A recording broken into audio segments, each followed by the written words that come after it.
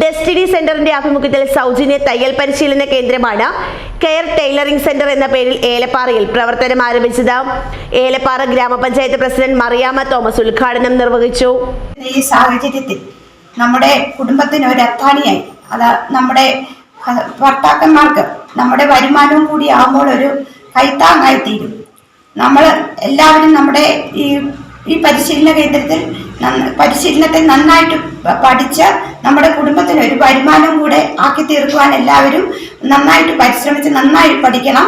എന്നിട്ട് നമ്മുടെ കുടുംബത്തിന് ഒരു അത്താണിയായി തീരുവാനും ഈ സംരംഭം കൊണ്ട് സാധിക്കുന്നതാണ്.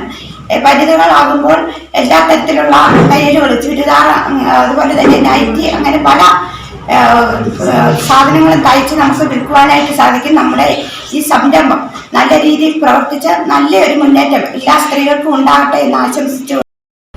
തയ്യൽ മെഷീനുകളുടെ ഉദ്ഘാടനം വ്യാപാരി വ്യവസായ ഏകോപന സമിതി പ്രസിഡന്റ് താജുദ്ദീൻ ഹമീദ് നിർവഹിച്ചു.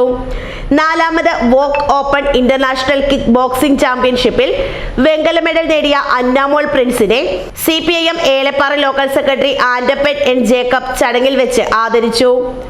സുവിശേഷകൻ രതീഷ് ഏലപ്പാറയൂർ അധ്യക്ഷനായിരുന്നു.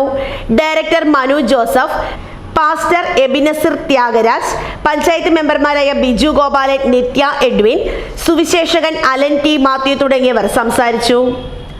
News bureau, Elappara.